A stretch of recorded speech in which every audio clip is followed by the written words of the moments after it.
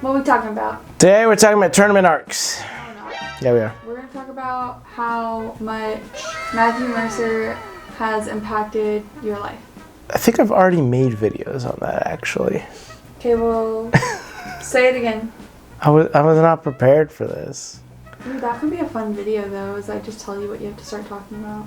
I feel like it's a podcast format is what that is. I think it is pretty understandable that a lot of people see certain types of media and want to translate that media into their games. That is literally all I do on my channel, so I hope it's understandable. And on that note, I have found that it's honestly been pretty fun to start talking about different types of arcs as we see them in anime and manga, and talk about how to translate them into your games. I've done 1 or 2 videos on this, and they've honestly done pretty well, and I've enjoyed them a lot, so I'd be more than willing to continue to expand upon them. But this one is difficult, and one of the main staples of shonen anime as a whole, tournament arcs.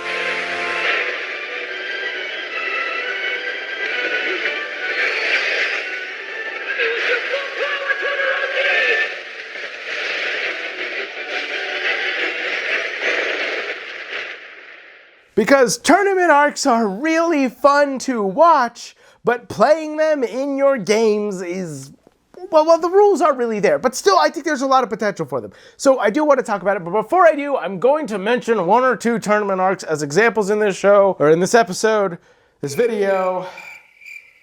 We're on the YouTubes. So we're gonna put a spoiler warning. Boom. There we go. I can't just escalate it.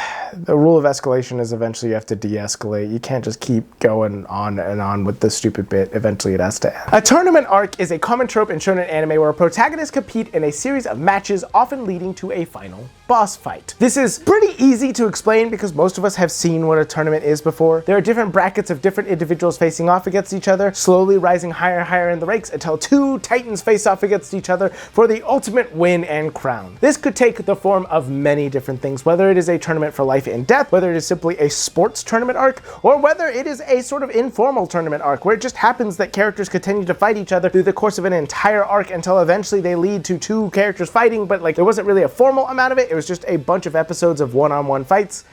You know what I'm talking about if you have ever watched anime in general. Some examples of tournament arcs that most people have probably seen are ones like in Yu Yu Hakusho. The Dark Tournament arc spans over 40 episodes and focuses heavily on character development. Each main character, especially some of the main ones, undergo significant growth. I think you should know Garasu has no loyalties. He'll kill everyone in this stadium if he thinks it'll help. And at the same time, you could also take a much shorter tournament arc, My Hero Academia, and focus on that and the fact that it actually subverts most of the common tournament arc tropes. Usually the main character is the one who reaches there, although Deku, and again I put the spoiler warning so don't come after me here, barely even makes it into hardly any of the tournament at all, not even the semi-finals. I can't see a thing! Is the match still going on or what, huh?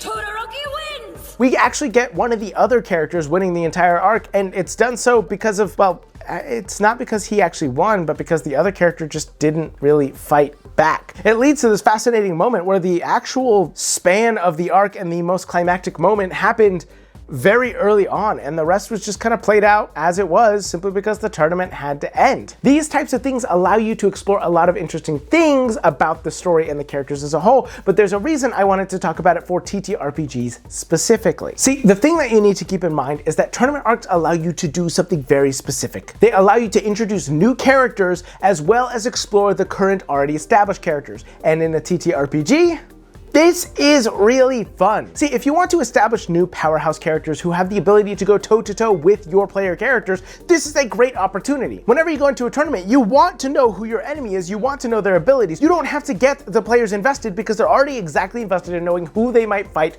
over the course of this tournament. This allows you to introduce new NPCs, new allies, new enemies, all of the above, and showcase their abilities to clearly define everything that they're about, not just what they're capable of, but also their motivations, and it introduces them in a setting where things aren't going to be deadly necessarily. It's extremely fun and a very cool idea to introduce a villain through a tournament arc because you can have them face off against the players, show how powerful they are and how capable they are without there being death on the table. You now have a recurring villain that can come back, and that is a very fun idea and really worth exploring, especially if you have a hard time of bringing villains back without getting them just killed immediately. This allows them to go one-on-one with one of the other player characters. And while I wouldn't just knock somebody out of the tournament arc as quickly as possible, it's still a way to be able to do that in an incredibly fun manner. Not only that, as I mentioned just a moment ago, it allows for extremely focused character arcs. You get to give a magnifying glass for every single character, NPCs and player characters otherwise, and really find out what makes them tick.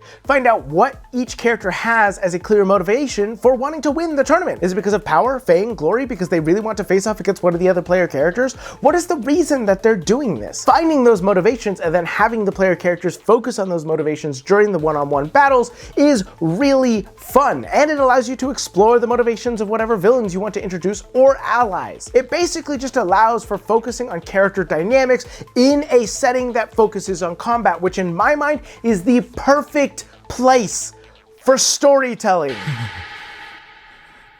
Lee, what have I done? Look at you, not even conscious, and still determined to show the world what you can do. You've already proven it. Having an emotional battle displayed through physical fights is so fun and is one of the reasons that shonen anime is so popular. It allows people to watch very fun and dynamic fighting while also understanding exactly the motivations of the character and getting that emotional catharsis as well. It's really oftentimes, okay, let's be honest, it's very much considered to be childish to watch these sort of shows, but I think this storytelling technique is massively underrated for how amazing it actually is. And TTRPGs really do allow for a lot of that if you give the players the space to roleplay while fighting. And this is a great time to do that because each fight is focused on just two individuals. Now, with all of that being said, let's be honest, this is not a perfect solution. This entire thing could be predictable and boring. Just having two people fight off, squared off, initiative rolled, and just roll to attack, roll to attack, roll to attack, roll to attack, over and over and over again can be boring. The fights can drag on, and many systems are not made for one-on-one combat, and it can easily isolate all the other players at your table, especially if you happen to have some players who aren't really into the combat. Once they actually have to fight like this, it could be boring, and who knows how many sessions this is going to stretch over. In shows like Critical Role, Matt had situations where the players could do something like this in a single contained moment. A fighting pit where they could go through just a few fights and they were done, and it led to some really, really fun moments, and moments that I will return to here in a moment. But the point is that it was short, quick, and didn't isolate everybody too much. A whole tournament arc? Well, it could potentially do that if we're being honest. So, how do you run something like this? Well, honestly, I would find a way to get more simplified or streamlined rules for one-on-ones. And you could find them in a host of different ways. There's so much homebrew out there talking about one-on-one fights and how to simplify them down so they're not too hard. Not only this, you can make sure to get rules for combat that account for what everybody else is doing. Allow my microphone. Whoops. There we go. Allow for the other characters to interact whenever they're not the ones who are actually fighting in the tournament. Whether it is observing things, giving the player tips or helpful hints, or allowing them to go do something else. Honestly, I would find something outside of just the tournament as a whole to actually draw the attention of the player characters. Make a mystery that's happening in the background, or imply that somebody may be sabotaging things. Allow the other players to do things while the combat's going on because this adds for more interesting dynamics. It's Snape! He's jinxing the broom! Jinxing the broom? What have we done? Leave it to me. Also, if you have other characters like, say, a bard, allow them to use their abilities in creative ways to help the people out there.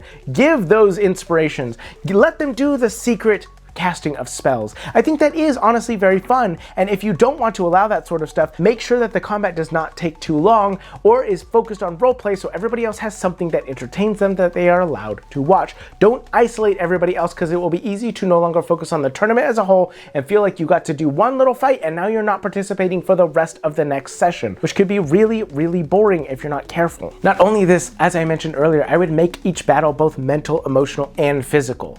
Be it a situation where the two characters must outsmart each other while also overcoming emotional barriers and then, of course, physically struggling. Allow your players to be as creative with their abilities as possible. This is a time to allow them to bend the rules because there's no real stakes other than attempting to win a tournament. This is the time for them to get creative, to get fun, to use their abilities in ways you wouldn't have imagined, and make the battlefield something entertaining for them to deal with. Put different traps in there, put different monsters that may get in the way. Make it an interesting struggle overall. One of my favorite combats that has ever existed in this sort of scenario is, like I mentioned earlier, from Critical Role, where Yasha is fighting in a battling pit. And I made a video on that. You can watch that. It'll probably pop up right there. I push her, and I get really close to her, and I say, "Is that all you got?"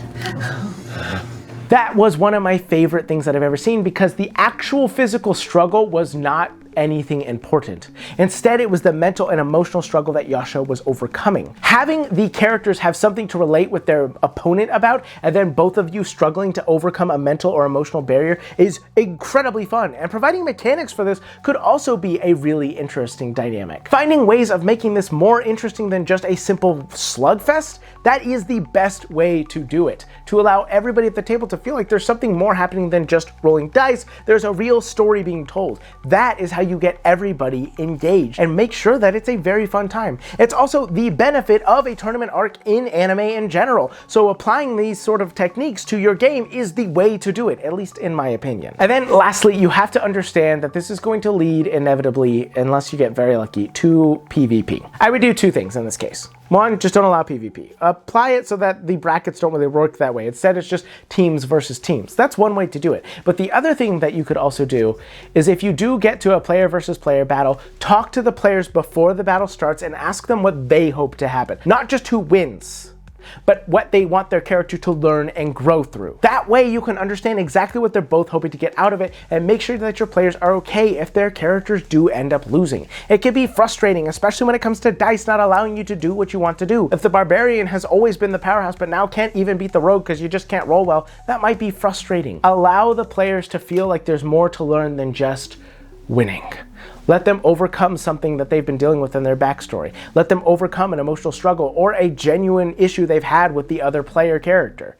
Let them experience more than just the battle. Let them roleplay it out. And I guarantee you it'll be a much more fun and incredibly enjoyable time for everybody at the table.